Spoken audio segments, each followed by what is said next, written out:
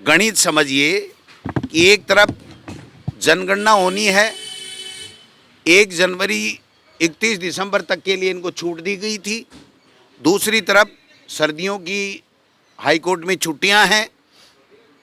आनन फानन में इस प्रकार का निर्णय करके कि न तो कोई कोर्ट में जा सके, जनहित याचिका भी नहीं लग सके, और 1 तारीख से फिर रोक लग जाएगी, 3 संभाग और 9 जिले समाप्त करना, मैं समझता हूं इससे बड़ा गलत निर्णय ये सरकार आगे भी क्या लेगी, और आज तक की किसी भी सरकार ने ऐसा गलत निर्णय नहीं लिया। हम लोग जनता के साथ कंधे से कंधे मिला करके इनके इस अलोकतांत्रिक, विवेकहीन और पर्ची से लिए गए निर्णय के खिलाफ जन आंदोलन करेंगे। अगर आवश्यकता हुई तो हम माननीय न्यायालय की शरण भी लेंगे। आप बताइए कि एक कमेटी कह रही है कि ये जनहित में प्रशासनिक दृष्टि से उचित है, और दूसरी एक कमेटी बना करके आप लोग इस तरीके का निर्णय करते हो। मैं समझता हूं कि राजस्थान की जनता देख रही है। मुख्यमंत्री जी कुछ 5, 10, 15, 20 दिनों से ज़्यादा ही जा रहे थे दिल्ली, तो हम ये सोच रहे थे कि कोई प्रधानमंत्री जी को यहाँ बुलाएंगे तो कोई तोहफा देंगे, तो वो तोहफा भी नहीं दे पाए। ERCP को राष्ट्रीय परियोजना भी नहीं बना पाए, और कोई पैकेज भी नहीं दिला पाए कोई विशेष।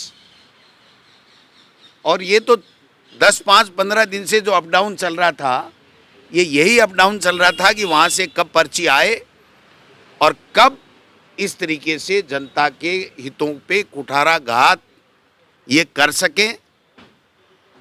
ये भजन लाल जी निर्णय करके खुश हो रहे होंगे, लेकिन इनको पता नहीं है ये बीजेपी के अमित शाह जी और मोदी जी है ना, ये हरियाणा में खट्टर बनाते हैं ना, वैसे इनको भी हरियाणा का खट्टर बना करके गलत निर्णय करा करके अपनी राजनीतिक रोटियां तो सेक लेंगे, और उसके बाद में इनको हटा के कहेंगे कि नहीं आप तो फेल हो गए, कोई दूसरा आएगा। तो मुख्यमंत्री जी को अपना विजन दिखाना चाहिए था, हिम्मत दिखानी चाहिए थी, ऐसे सरेंडर नहीं होना चाहिए था। और उनको राजस्थान की जनता ने बड़ी आस और उम्मीद के साथ में चुना था, और इन्होंने तो एक झटके में सब कुछ ही निरस्त कर दिया। बताइए आप, उन जिलों में कलेक्टर लगे हुए हैं, SP लगे हुए हैं, वहाँ पर जिले के दफ्तर बन रहे हैं, जिले के हॉस्पिटल बन रहे हैं, कलेक्ट्रेट के भवन बन चुके हैं। आप उन जिलों को और संभाग को बिल्कुल समाप्त कर रहे हो। ये कौन सा निर्णय आप बताइए। तो मैं समझता हूँ कि इनका जो निर्णय है वो जनता के विरोधी निर्णय है, अलोकतांत्रिक निर्णय है। आप बताइए, विधानसभा चलाने के लिए तो सर्वदलीय बैठक बुलाते हैं, क्या इसके लिए सर्वदलीय बैठक नहीं होनी चाहिए थी? क्या जनता की राय नहीं मांगी जानी चाहिए थी? इनके पास में ऐसा कुछ, उप मुख्यमंत्री जी है बेचारे, मुश्किल से तो बचे थे दिल्ली वाले में चक्कर में, और आज उनको निपटा के घर बैठा दिया। आज प्रेस कॉन्फ्रेंस करने ही नहीं आए। अरे भाई प्रेमचंद बैरवा जी, जनता में किस मुंह से आप अपना चेहरा दिखाओगे कि आपका जिला जो वर्षों से डिमांड कर रहे थे, आपका जिला चला गया, आप उप मुख्यमंत्री हो। किस बात के उप मुख्यमंत्री हो? भजन लाल जी ने अपना बचा लिया, डीग वाला बचा लिया ना, डीग वाला बचा लिया और उप मुख्यमंत्री को निपटा दिया। तो ये जो खेला किया गया है, मैं समझता हूं ये जो 12 महीने से सरकार पूरी तरीके से विफल हो रही थी, उससे लोगों का ध्यान हटाना और जनता को कैसे परेशान करना, ये कोई बदले की भावना से कार्रवाई होती है क्या सरकारों में? आप जनता के ट्रस्टी होती है सरकार, जनता के हित के लिए काम करती है। जोगाराम जी ने तो मैंने सुना है कि कांग्रेस ने जो बनाया सब खत्म कर देंगे। भाई साहब, कांग्रेस ने तो इस राजस्थान को और कांग्रेस ने इस देश को ऐसा बनाया है, स्वर्णिम भारत जिसको कहते हैं, या जो आन बान शान के लिए जितने विकास कांग्रेस की सरकारों ने यहाँ पर किए और जितने कानून बनाए हैं जनहितैषी, उन सबको ख़त्म कर दो, फिर इसके अलावा आपके पास बचा क्या है? तो हम सब लोग इसकी निंदा करते हैं। 1 तारीख तक 7 दिन का राजकीय शोक है, उसमें हम किसी तरीके का धरना प्रदर्शन नहीं करेंगे, क्योंकि हम सब की ड्यूटी बन जाती है कि राजकीय शोक है, उसमें इस तरह की बात नहीं हो जाती है। 1 तारीख के बाद में हम लोग जन आंदोलन खड़ा करेंगे, जनता के साथ कंधे से कंधा मिला करके इनको मजबूर करेंगे कि या तो ये जिले बना दें, संभाग बना दें और बनाएं, कोई दिक्कत नहीं, ये मर्जी है जितने बनाएं।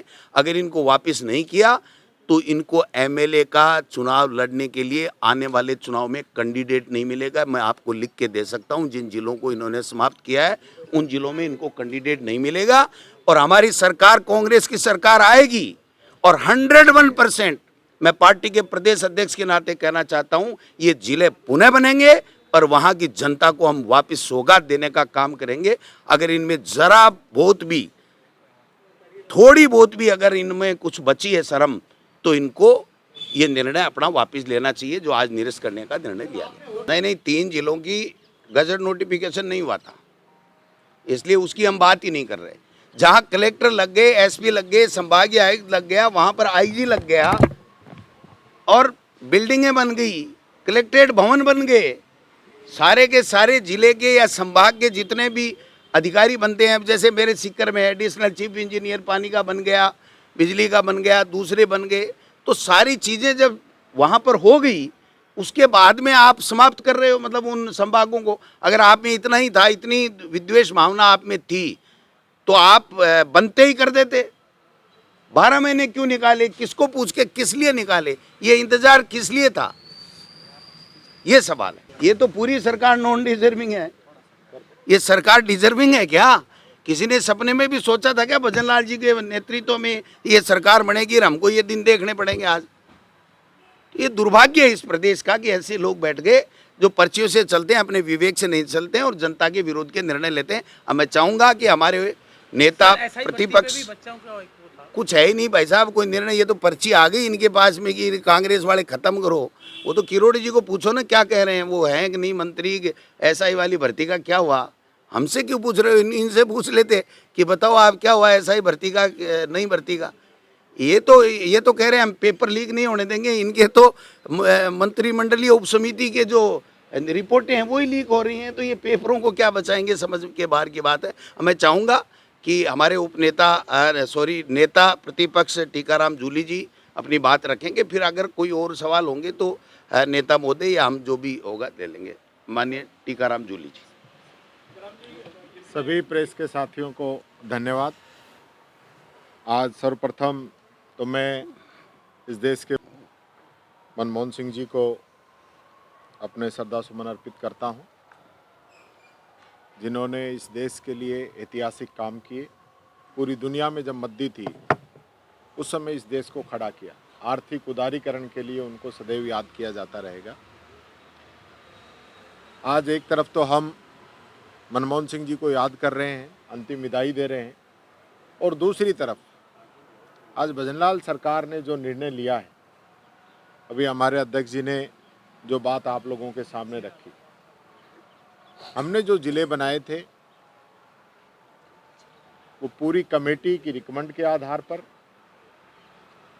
किसान, मजदूर, आम पब्लिक की सहूलियत के आधार पर जिले बनाने का काम हम लोगों ने किया था। और जिले ही नहीं बनाए, अपितु वहाँ का पूरा स्ट्रक्चर तैयार करने के लिए जिले लेवल के अधिकारियों की नियुक्ति की, अधिकारी लगाए, कलेक्टर, एसपी लगाए, और प्रशासनिक जो काम है वो अच्छे से चल रहा था। और ये जो आज जिस प्रकार से बात रख रहे हैं कि जिले छोटे हैं, छोटे जिले बनने से लोगों को सहूलियत मिलती है, न्याय त्वरित मिलता है, मॉनिटरिंग अच्छी होती है।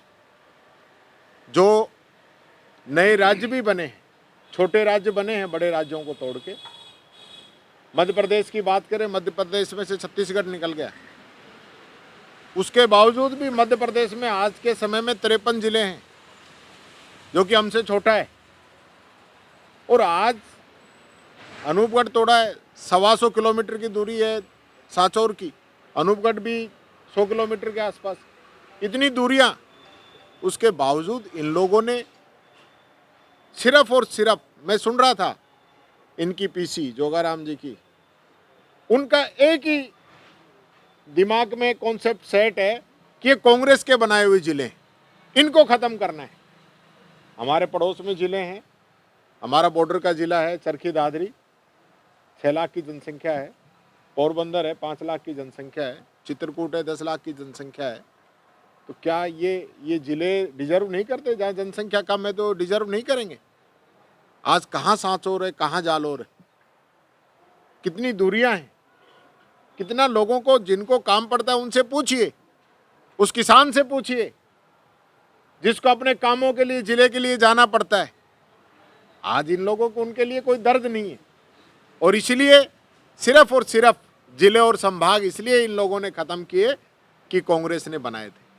कांग्रेस तो और भी बनाएगी, कांग्रेस इनको भी वापस बनाएगी। मैंने पहले भी कहा था कि अगर आपको लगता है कि हमने जिले ठीक नहीं बनाए, कोई आपको कमी लगती है, आप सीमाओं में संशोधन कर लीजिए। आपको लगता है हमें और जिले बनाने चाहिए, क्योंकि आज भी मैं मानता हूं राजस्थान के अंदर अगर आप भौगोलिक दृष्टि से इसको देखेंगे तो 5-7 जिलों की और आवश्यकता है। आप उनको बनाइए ताकि लोगों को त्वरित न्याय मिल सके, उनको विकास हो। मैं ये कहना चाहूँगा, अध्यक्ष जी ने जिस प्रकार से कहा है कि 1 तारीख के बाद में जन आंदोलन छेड़ेंगे, मैं भी ये कहना चाहूँगा कि अभी विधानसभा सत्र आने वाला है, अगले महीने से विधानसभा में इनकी रेल बनाएंगे हम, रेल इन जिलों के नाम पे। और जिस प्रकार से इन्होंने जिलों को तोड़ने का काम किया है, पूरे राजस्थान में सड़क से लेकर संसद तक बीजेपी को चैन से नहीं बैठने देंगे, क्योंकि ये जो निर्णय है ये जन विरोधी है। जनता के हकों का इन्होंने खून किया है, जनता को ठगने का काम किया है। जनता से इस नाम के वोट लिए थे कि हम जनता की सेवा करेंगे, जनता के लिए काम करेंगे। आज उस पर इनका कोई निर्णय नहीं हो रहा है। लगातार चाहे चिरंजीवी योजना को कमजोर करने की बात हो, चाहे अन्नपूर्णा किट बंद करने की बात हो, चाहे पेंशन में डिले करने की बात हो, बेरोजगारी भत्ता स्कॉलरशिप को डिले करने की बात हो, जो गरीबों से जुड़ी हुई चीजें थी, आम जनता से जुड़ी हुई जो चीजें थी, उन सबको इस सरकार ने रोकने का, ठप करने का काम किया है। हम इस निर्णय की कड़े शब्दों में निंदा करते हैं और आने वाले समय में हम इस सरकार के खिलाफ जन आंदोलन को तैयार करेंगे और इनको मजबूर करेंगे कि जिलों को वापस बनाएं। कि मैं कहना चाहूँगा, इस सरकार का जो ध्यान है ना जनता की तरफ नहीं है। जब बच्ची बोरवेल के अंदर गिरी हुई थी, आपको पता होगा, उससे अगले दिन मुख्यमंत्री ने प्रेस कॉन्फ्रेंस की थी। किस लिए? अमित शाह को बचाने के लिए, बाबा साहब के बयान के लिए उन्होंने प्रेस कॉन्फ्रेंस की, न कि वो बच्ची किस स्थिति में है इसके लिए 2 शब्द वो बोल दें। इतना मुख्यमंत्री के पास समय नहीं है उस बच्ची के लिए। और लगातार जो घटनाएं हो रही हैं, 5-5 दिन हो जाए, क्या इनकी SDRF NDRF है? क्या इनका मैनेजमेंट इस सरकार का? क्या 5-5 दिन तक एक बच्ची को नहीं निकाल सकते? किस नाम की सरकार चला रहे हैं?